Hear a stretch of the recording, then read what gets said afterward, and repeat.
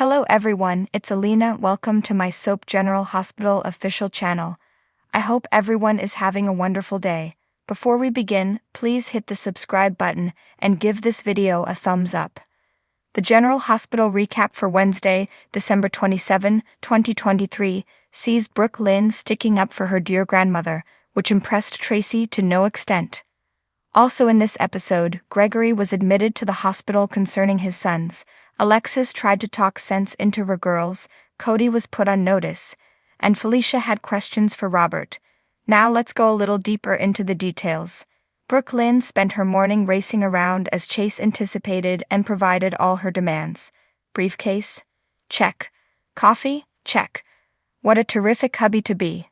Speaking of that, Chase was already planning their big day and looking for accessible places to accommodate his dad.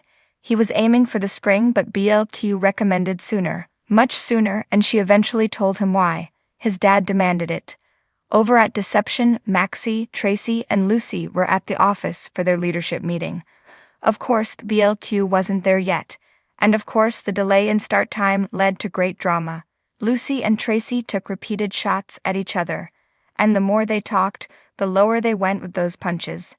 Lucy even had the audacity to bring up Luke and informed Tracy she would one day die alone and sad. Brook Lynn arrived to hear those last bits, and she unloaded her rage on Lucy. She told her off, called her a storm of names, and told her where to go and how to get there. Indignant and ashamed, Lucy slinked away. She wound up at the pub where she then hatched her revenge scheme. She wanted Scott to seduce Tracy, marry her, and steal her great money. Is he in? As for Chase, he raced to the hospital after getting a notification his dad was admitted. As the narrative went, Gregory fell after a heated yoga session, and his instructor took him to GH. Finn went to his father's side and worried whether this was Gregory's sickness developing. Gregory wondered the same. He agreed to let his physicians conduct as many tests as they wanted so long as he got to carry out his New Year's Eve plans. Speaking of fathers and sons, Felicia was set on learning out if Cody actually was Mac's child. Did Cody falsify the test? She requested Robert to help her figure things out. Unfortunately for her, Robert was clearly not on board. He didn't like Cody and definitely did not want him to be part of the family.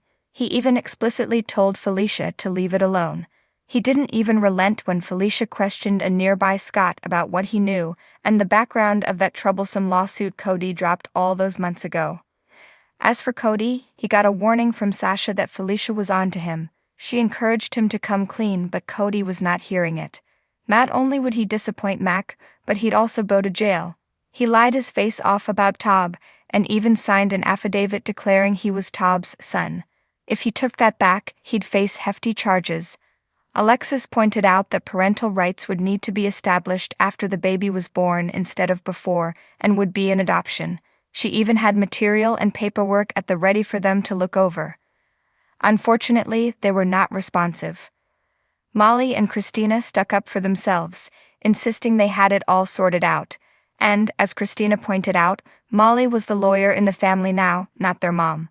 Alexis was taken aback, but in the end, she was delighted to know her daughters actually had each other's back. Sometimes Sonny Morris Bernard, who talks about the link between Sonny and Ava here, is his own greatest adversary. When under grief and anguish, lashing out is a reasonable response. However, Sonny departed normal a long time ago. In his high-stakes environment, he takes care of his opponents in a very decisive and permanent manner. He's enlisted his right-hand man Dex to bring down one of the town's competing bad guys, Cyrus. Initially, Dex was reluctant to carry out this filthy deed.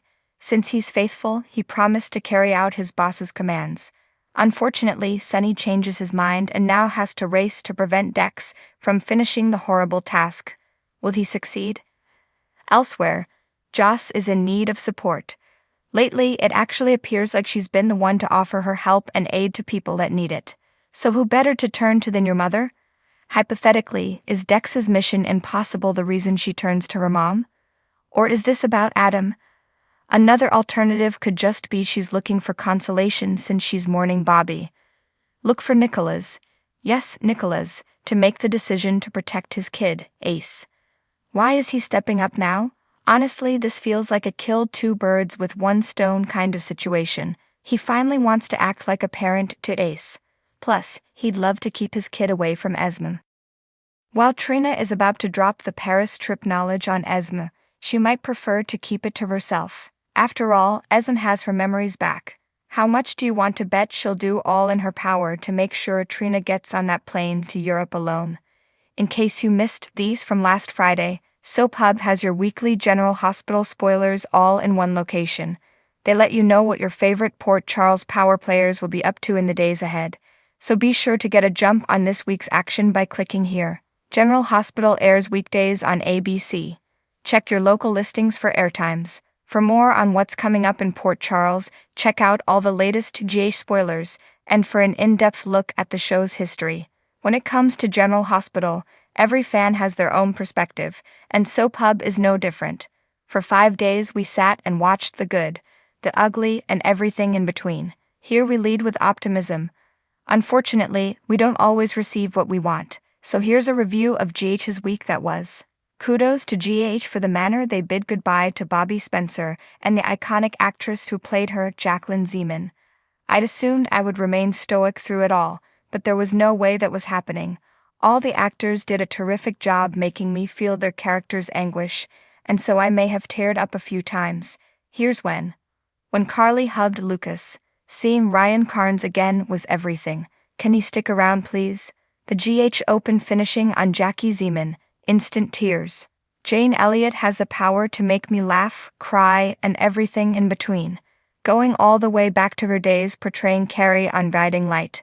When Tracy talked to Carly, I lost it. Anything and everything BJ. Knowing that the lady who portrayed BJ during that really poignant plot back in the day was that reporter, I couldn't hold it in. Laura's eulogy. Felix chatting to Lucas about Bobby and the nurse's ball. Anytime I looked at or noticed Christina Wagner, I turned into a puddle. Felicia's flashback to the hospital when Maxie got BJ's heart. And just seeing BJ and Maxie standing side by side. Finding out that the reporter was genuinely BJ. Wow. That's the way to memorialize a performer who meant so much to a serial and a fandom. I teared up just writing out that list. Best cliffhanger. Spencer discovering out old Esme is back, followed by the return of his father. A 1-2 punch. Looking forward to seeing it all play out next week. Bring them back, please. Seeing Lucas and Felix made me ponder why they're no longer on the canvas in the first place. I want them to have a presence in Port Charles, especially since Aiden recently came out to his mom. Thank you, soap gods. I feel like Gregory and Alexis deciding they should be friends and nothing more is a good move. So what do you guys think about this update? Let me know in the comments below. And if you like my videos, please press like and subscribe for more. I'll see you guys next time.